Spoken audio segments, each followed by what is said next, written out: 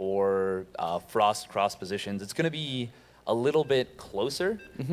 Still not too far away, but it's not the kind of map that really... You're not going to be feeling safe to go like one Rax command center. Yeah, absolutely. You got to be a bit careful about things. But here we are, ladies and gentlemen, going to be starting in the top left-hand corner of the map. We have the blue Terran player representing Team Elevate. Give it up for MaSa. Sitting up 1-0 right now. And spawning down in the right position of Frozen Temple. It is the red Terran player from Root. Give it up for Kelazhur! Representing that Carbot. Yeah. Brazil, Carbot, America. He's actually born in Florida, for those who don't know. Oh, wow. Natural-born American citizen, and then immediately moved to Brazil. So is he the Florida man I've been hearing so much about? He's the Florida man. Florida man stims 30 Marines into siege tanks. Oh, God. I mean, it would explain why he's so fearless. I mean, if he was born in Florida, he grew up around a bunch of alligators that are just, like, rampant everywhere. If you're not afraid of alligators, why would you ever be afraid of Terran just anything? Yeah. Either way, though, we are going to be seeing SCV moving out across the map. I am really interested, again, because Frozen Temple, one of the maps that is a shorter distance across the map, you have to be a bit careful about how you're going to handle things. In that last game, MaSa went for the proxy starport, was getting out those Liberators, and definitely caused some problems for Kelazhur. But, I mean, I feel like that is one of those one-off things. You don't necessarily see that every single game. Yeah, so we are seeing both players are going to be going for Reapers. Oh, wow. Oh, wow. MaSa actually doing quite a bit of work right here with this scouting SCV. Going to force a lot of lost mining time and even a bit of damage. Maybe could come in later with that Reaper. Fearless Reaper, man. Or sorry, SCV, man. He thinks he's a Reaper. Yeah, a bit of Reaper madness maybe coming in. It's still going to be one base builds coming out from both of these players, though. Fast Factory, it looks like it's most likely just going to be that 1-1-1 setup that so many Terran players have been familiar with. I mean, since the dawn of Wings of Liberty, this setup has been so valuable. And look at this from Kelazhur. We see him pulling off all but 2 workers on his gases. This is a very interesting move. This is actually... faster CC. Yes, going to let him get that faster CC. And because he is going for a Reaper Hellion, you don't need as much gas there, so... Kind of a neat little decision to let him get the advantage right there in command center timing. Absolutely. Now, with the faster CC, it does delay his starport. So he's not going to necessarily have a Viking, or if there's going to be a Banshee or a Liberator harassment, he's got to be a bit careful about that. But, ooh, Kelazhur also losing out on that Reaper battle. No! I mean, gonna be so close. He may end up keeping that Reaper alive, but I feel like the damage has already been done. He's lost that immediate map control. That's a huge deal right there. Because of that damage he took, he ends up losing this Reaper Hellion fight, and MaSa is potentially going to be able to force a cancel on this command center. Worst case scenario, of course. Yeah, worst case scenario, but most likely just going to delay it a little bit. So, I mean, whatever advantage Kelazhur got from getting down that faster CC, not going to be as important, but Kelazhur does clean house, or is very close to cleaning house. Another Hellion going to be coming in over here from MaSa, and he shows, you know what? No, my micro's just a little bit better than yours. I know you're known for your Reaper micro, but this isn't just Reapers. This is Reapers and Hellions. I'm known for my MaSa micro. Lining him up a little bit. They're all stacked getting up. Down. He actually missed target fired on the Rax right there. Still going to pick off some more SCVs, and this command center is not being built, and that is such a big deal right now. Yeah, MaSa finally gets his own command center started up, and if MaSa just pushes back in over there, I mean, it's 2 Hellions and a Reaper versus, I guess, just 1 Hellion for Kelazhur. I think MaSa can still win that fight. You're too YOLO right now, Kelazhur. Oh, Cyclone coming in the mix. Cyclone should actually be able to chase this off, and Kelazhur does catch wind of the fact that the units are over here on this north side, so it's going to move into position, but the Liberator is going to be coming in. That Cyclone is going to be very far out of position because he's so busy still dealing with the other stuff, but the Viking is out. Even forces the lock on, and it doesn't get the Reaper. That's going to regenerate, and that's going to actually lead to so much more damage by this Liberator. Kelazhur notices very late. The Viking just barely missed the Liberator, is eventually going to catch it, but MaSa's still winning the fight at the front. If he'd run in with the Hellions right there, he could have gotten so much damage. But Steadfast, he's already gotten so much damage on his 28 to 21 workers. Kelazhur's finally finished up the natural expansion, but I mean, at the same time, MaSa has his own natural expansion finishing up. He's coming in with the Cloak Banshees again as well. MaSa is just not halting the aggression. Yeah, and the one saving grace for Kelazhur is that command center was finished so much faster for him. So he is going to be able to rebuild those SCVs a little bit quicker because MaSa still has to build his orbital command. So he's going to have a short period of time where he's building 2 SCVs to 1. But still, even after all that, I think MaSa is going to find himself ahead at least 4 workers. Interestingly, going to be throwing down the engineering bay, maybe just trying to get a bit of an edge on the upgrades right now, saying like, you know what, I'm a bit farther behind, but if I just keep playing out that macro game, he feels like he has confidence in it, that he can outdo MaSa if he gets to the late game. But I guess it really is going to come down to the question is, has he taken too much damage? Is he too far behind? As, of course, getting out some of the Cyclones, also a pretty interesting decision. Yes, and this is very important. That missile turret just started, and MaSa does have Cloak on his Banshee, so if he runs in now, he could get a bit of work done, but no, that turret finishing up pretty quickly. And, yeah, Reaper running in. 3 Cyclones is a lot of Cyclones. You know, the more I think about it, the more I like this choice from Kelazhur, because Kelazhur has been getting very, very aggressive, but MaSa has been the one that's been pressuring this game. If you think about what's the easiest way to shut down someone who's being hyper-aggressive, Cyclones are amazing. They shut down medevac drops, they shut down Banshees, they shut down Liberators, but you got to make sure that they're all at home to actually do so. Banshee does come in. There is a missile turret finish up, getting the Banshee very low on health, but it still survives and finds a sweet spot. That is a brutal sweet spot. Ooh. Kelazhur. Oh, stops it with like 99. Oh, 99.9% useless. Facts by Fear Dragon. No, just 99.9% useless command center. Oh. Unfinished command center. Wow. I gave you an opportunity for a shout out and you didn't take it. What a I never want to shout out about useless scholar. facts.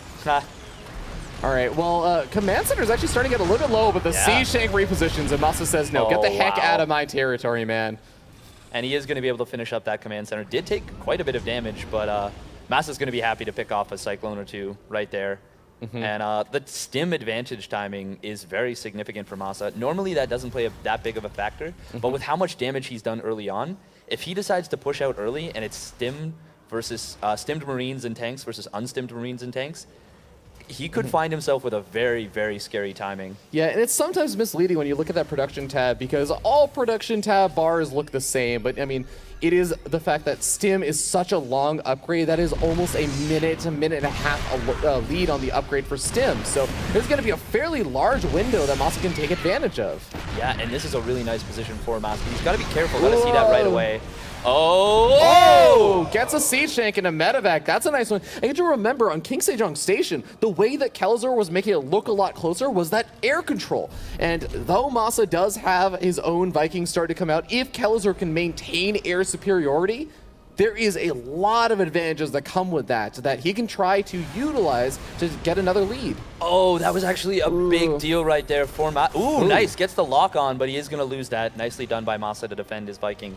That was actually a big deal, though. The first shot on those Vikings went into the medevac, which means that 3-on-3, MaSa's Vikings would have won. But he built an extra 2 Vikings, so unless Kelazhur adds on more, MaSa will be taking that air superiority. Yeah, 5-3 right there. And he is moving out for this push. Kelazhur not going to have Stim for a little while. Also, our observer pointed out a nice little supply depot positioning on the top. Just to spot for drops. Yeah. Oh, doesn't want to run into siege tanks. Yeah, having your siege tanks already sieged up at that location going to be really, really nice for pushing your opponent back. And of course, Kelazhur going to be able to secure that 3rd expansion a little bit later than MaSa, but he gets it down nonetheless. It's still sitting down 6 workers, but he is still at least got a pretty decent economy. Things can happen, and worker count's not as important in this matchup as they are in a lot of other matchups, just because of mules. Yes, the important number to look at there is army supply, and MaSa does have a pretty nice lead. Now, TVT is very, very razor's edge. So, 20 army supply. If you have a tank evac and a dream, you can always come back. Yeah. But these Hellions could find a naked 3rd base. Oh, they are going to find that, and even going to be able to kill off another mule, a couple of SCVs going down. Kelazhur, oh man, he knows that he's not pulling his units into position because he knows that the army for MaSa is right over there waiting to pounce, waiting for him to move out of position. But in the meanwhile, he does lose quite a few SCVs to a small run by.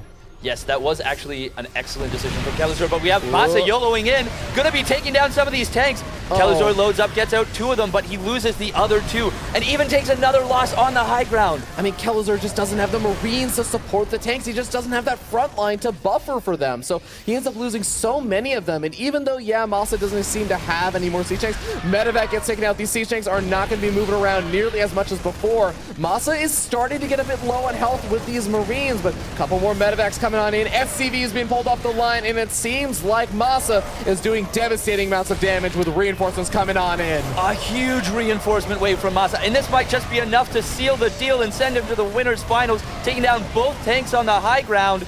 MaSa doing so much damage. Oh, but Cyclones coming in from the left could help him reinforce and hold. I mean, the Cyclones have way too much work to do, Steadfast. MaSa, he's starting to run a little bit out of steam, but he's already done so much damage. He's killed off so many units. He's still got that rally moving across the map, and he's taking a 4th expansion behind it. Kelazhur is abandoning the 3rd expansion. He knows it's undefendable, but that is the wrong direction to be running away in. Yes, and we have those little green laser beam Marines taking down that command center. It's getting low. If he loses this, that is almost no way to come back. We do see a double drop moving out to try and counterattack. Oh, the command center's so low. I want to see him boost on top of that. SCVs, are they going to get there in time? They do manage to repair it. He's going to be able to save it for now, but has, again, the damage already been done? We are now seeing a 2-base Terran player versus a 4-base Terran player. This is going to take a miracle for Kelazhur to come back. He is getting that double drop prepared to go in on the 4th, and he might be able to get this. MaSa does have a pretty nice army on the other side, though. Oh, it's actually starting to move out again. And actually, this is an undefended 3rd base.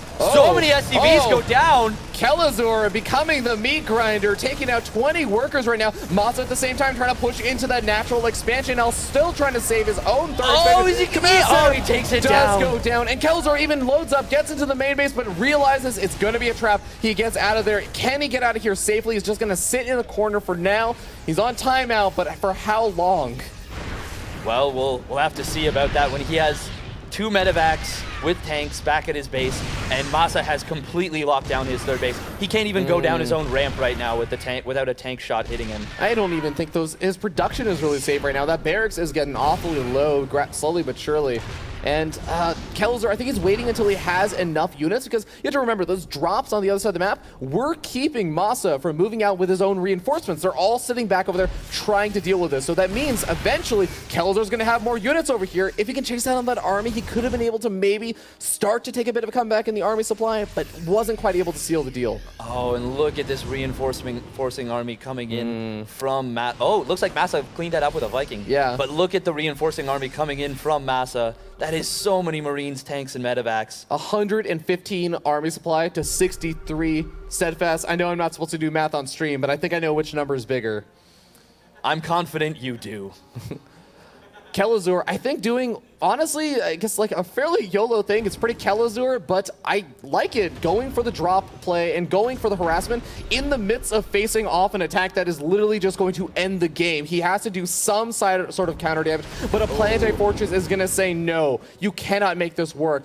Kelazhur is going to try and unload behind the mineral line, get something done over there, but at the same time in the main base, I think that drop gets very, very close to cleaned up as the Stim Marines do chase it off. GG gets called. MaSa advances on 2-0 in the winner semifinals to the winners finals.